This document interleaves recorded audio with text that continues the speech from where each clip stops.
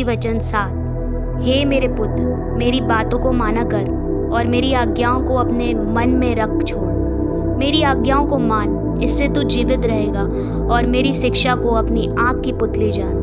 उनको अपनी उंगलियों में बांध और अपने हृदय की पटिया पर लिख ले। बुद्धि से कह, तू मेरी बहन है, और समझ को अपनी साथिन बना। तब तू पराई स्त्री से बचेगा जो चिकनी चुपड़ी बातें बोलती है। मैंने एक दिन अपने घर की खिड़की से अर्थात अपने झरोके से झांका, तब मैंने भोले लोगों में से एक निर्बुद्धि जवान को देखा।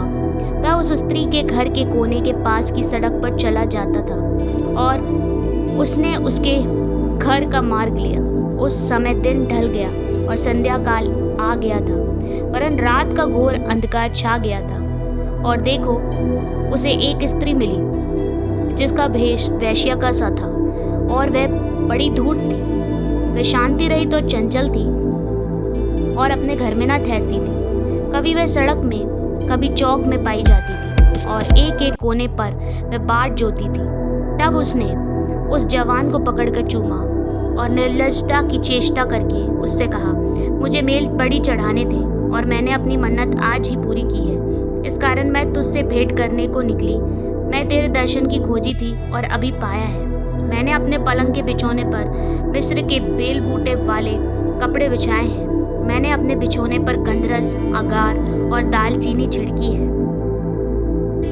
इसलिए अब चल, हम प्रेम से भोर तक जी बहलाते रहें। हम परस्पर की प्रीति से आनंदित रहें, क्योंकि मेरा पति घर में नहीं है, वह दूर देश को चला गया है। वह चांदी की थैली ले गया है और पूर्णमासी को लौट आएगा।